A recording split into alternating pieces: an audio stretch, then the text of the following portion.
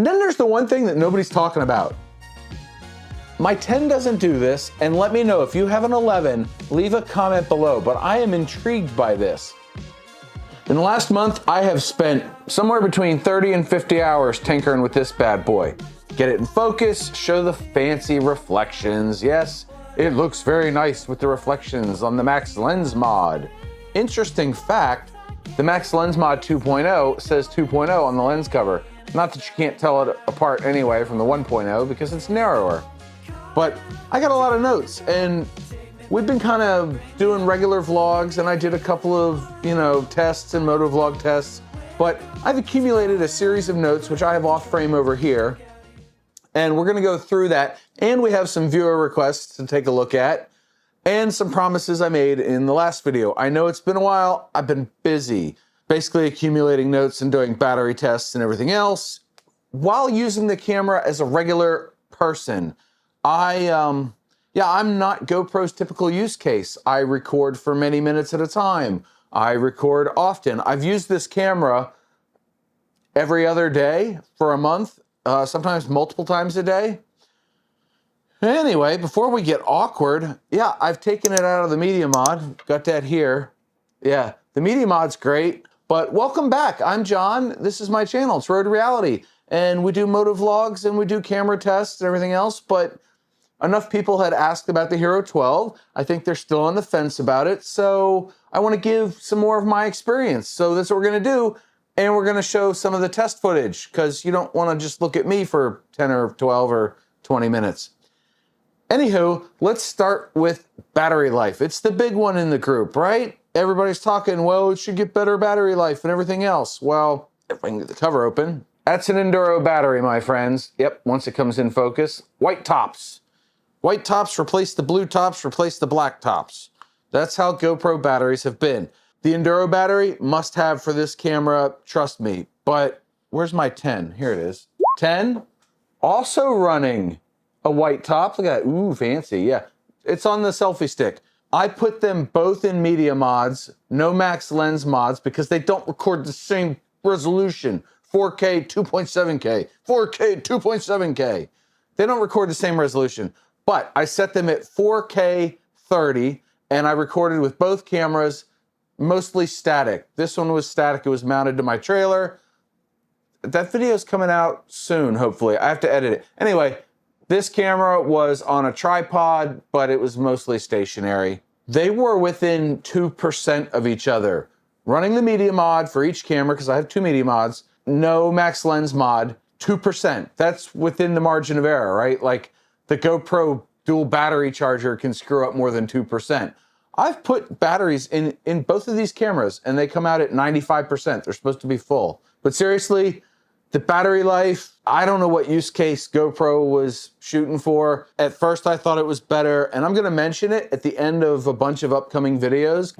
All right, we've been recording for 55 minutes exactly. How nice is that? Because I got into a rhythm of doing that. It's not appreciably better in my use case. My notes say the media mod makes a big difference in it. That's right. The media mod, having to run this drains the battery. It's kind of just, that's physics, because this is doing stuff. Yeah, the media mod's got lots of ports. It's got the HDMI mini, it's got the USB-C, and it's got a microphone port. And it's got its own microphones built in. Really neat bit of kit. But anyway, it takes power to run this. So, of course, it's going to drain this battery a little bit faster. I don't know if the Max Lens mod does too, but I bet it does drain a little bit faster. Either way, most of my rides where this was in a media mod and this one was not, it was just like this. This one came out with less battery than this one, but it's recording at 4K, apples to oranges, pears to pineapples, whatever. If you're looking for 2 hours of runtime, you're not going to get it. Moving on to image quality. About a year ago, I started color grading. Yeah, I did my own stuff. I started shooting in flat with the native white balance and this and that, following all the settings. I showed it in a video. And while the results were good, over time I added to it. The color grading didn't take long because it was drag and drop and everything. It always looked the same, but it's still something else that I had to do. So I played around with this bad boy because These two cameras run the same processor, the GP2. They run the same color profiles, vibrant, natural, and flat. So it makes sense that they would, kind of pair up. I know this one has a slightly different sensor because it does 8x7. This one doesn't. Neither here nor there. They look pretty darn identical to me. So I'm happy about that. And I have since started just shooting in natural. These two, they both record in natural, auto everything, high sharpness, high bit rate. This one's in 10-bit. This one only shoots in 8-bit. Womp, womp. Either way, I've been happy with the results. It's good enough for what I do. So I see no reason to have to color grade. Now, I get my 9 and 8 and max involved, which I also did in a video. 5 cameras, 1 remote. It was good fun. The editing was just complex. But for a 2-camera vlog setup, running this with the 10 works great. Love it. And I've kind of figured out some other stuff I'm going to be showing in some other videos soon. So look forward to that. Subscribe if you haven't. If you like this sort of thing, if you want more of this, leave me a comment below, ask questions. That's how you get your questions answered. I'm happy to answer. Anyway, enough shilling for myself. Natural, it just does a great job. Along the same lines, the GP log is pretty good. And if you have a 10 or a 9 and you shoot in flat, you can kind of use that LUT to color grade your footage, or at least have a good base. Is it perfect? No, but it kind of gets you there. At least you have the data to play with. That's the whole point of shooting in log or flat or whatever. It's to get more data to play with so you can get to the results you want. I also shot a whole video on this camera here in the porch with that softbox, and I was less than impressed. The low light just isn't there. I mean, this sensor is smaller than that sensor, is smaller than these sensors, so they don't do great. But what I noticed was that, and you'll probably see this on the channel because I uploaded the video, the background noise is really high. Like, the depth of field on these things is non-existent, right? It's just, boom, everything's sharp everywhere. So I guess it's infinite distance. Anyway, the point is, everything back there, instead of being nicely blurred, was sharp, but it was so noisy, it was almost blurry. I thought that kind of funny. It wasn't really what I was expecting, though, given the 10-bit color depth and everything else. It just still doesn't do well, even with a bright softbox. You really need outside light. Like, when I recorded this in the 10 for 40 minutes or something doing a project, the detail and the sharpness on this was really cool. Lots of detail. You can see the hair on my arm and everything. It was actually kind of impressive for a little action camera. Now that we're in the middle of the video, let's get to the user request. Somebody asked for a slow-mo smoke show, so here it is. At normal speed, this is what it looked like, and then it's 2.7K. I think this was the linear lens, and it's 240 frames a second. And smoke is one of the hardest things to interpolate. So if something moves across the frame, like this, if it moves across the frame, you're gonna get, you can interpolate where it is between here and here and there. But with smoke, it becomes much harder to figure out, especially for a little camera like this. You can do simulations on your computer, no problem. But action camera, yeah, if you're gonna slow it down in like DaVinci Resolve, it's gonna try to interpolate that, but the results just won't be there. However, at 240 frames per second, it looks pretty darn good. Then we get into ease of use. And this is where the biggest issue I have with this camera is going to come into play. It boots up faster than the 10, it boots up faster than the 9, it definitely boots up faster than the 8. So whatever firmware rewrite they did is aces, because the thing just, it boots up quick, and I love it for that, because it's just like boop, boop, boop, done. Now, when you do finish recording a video, it does take a couple of seconds before it does the beep, beep, beep. It's processing, it's doing something. I don't know, they might fix that. They've already come up with one update for this camera. I'm waiting on a second with bated breath and fingers crossed and everything else, because my biggest issue is this and the remote. GoPro has come out and they've even said, this camera, the Hero 12, see it has 12 there, yep, right there, bing, focus. GoPro themselves have said that this camera and the remote don't play well. If you turn on the camera with the remote, this camera will turn on and then unpair itself from the remote, which is less than ideal. Which means every time I go out to record, I'm either leaving all the cameras off and the remote off until I get to the spot I want to record, and then I pull over, start everything up, and start recording and go. Or I turn everything on and wait. And when I get to the road I want to record, then I hit the record button, but the cameras are always rolling. And even at idle, they burn gas. Duh. With that said, I've gotten about 2 hours out of an Enduro battery recording 20 to 30 minutes of footage. So that's not horrendous.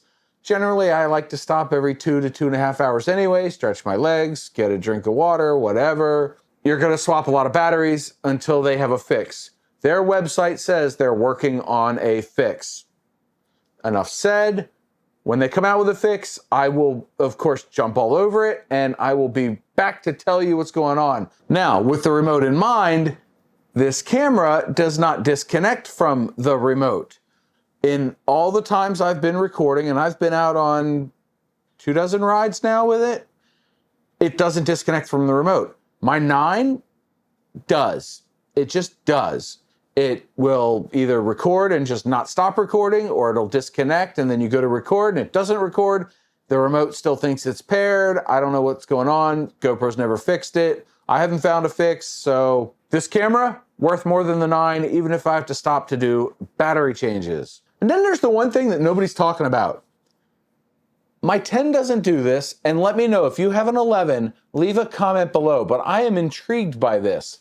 This camera and all my other cameras, this is the 10, all the other GoPros I have limit the file size to 4 gigabytes.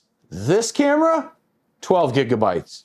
At 4K 30, that's 17 minutes and 5 seconds of recording. That's a time saver. When I go to edit and I'm dragging the files in, it's like, bing, bing, bing, bing, bing, done.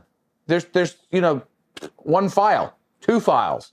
And it's so much easier to get them all synced up and lined up. Why is nobody else talking about that? Very cool. Thank you, GoPro. Finally, bigger files. Welcome to the 21st century. And then let's end on a high note. Stabilization. Yeah, one of the first weekends I had this, I decided to do some stabilization tests. Take a look. I don't know if it's a good idea to give a GoPro brand new to a 5-year-old, but hey, that's what we're doing.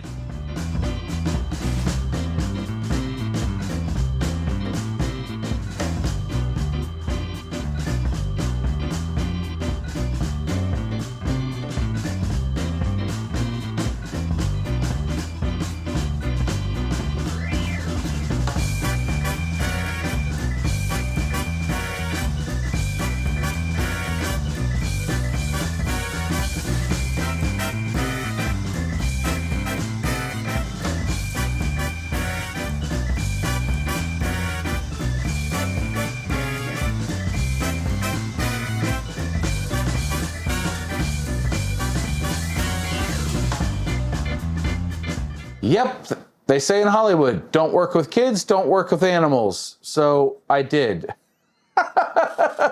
Plus I got a slow-mo of my dog. It's good times, right? Anyway, yeah, take a look at that. This is funny, the slow-mo with the dog. So anyway, those are my thoughts on the Hero 12. I've had it for a month. I really like this camera. I bought it with my own money, and I'm happy that I did, other than the GoPro remote issue. When that's fixed, this camera will be just freaking awesome. Until then, it's merely awesome. So, have you bought a Hero 12? How do you like it? What problems have you had? It's one of those things where, like I mentioned in a video recently, tech works until it doesn't, and everybody has the same equipment, but it works for me, it may not work for you. So that's why I don't like to do definite recommendations. But I do kind of recommend this camera, so if you want to buy one, the video description down below has a link to Amazon to go buy one. It's an affiliate link. You'll help out the channel. I appreciate it. I don't know why I do that. Anyway, until next time, go record stuff. And remember the 2 mantras. I'm going to move over here because there's a video right there that YouTube picked, but the 2 mantras are, 1, you have a 100% track record of making it through a bad day, and 2, do something nice for yourself every day. John out.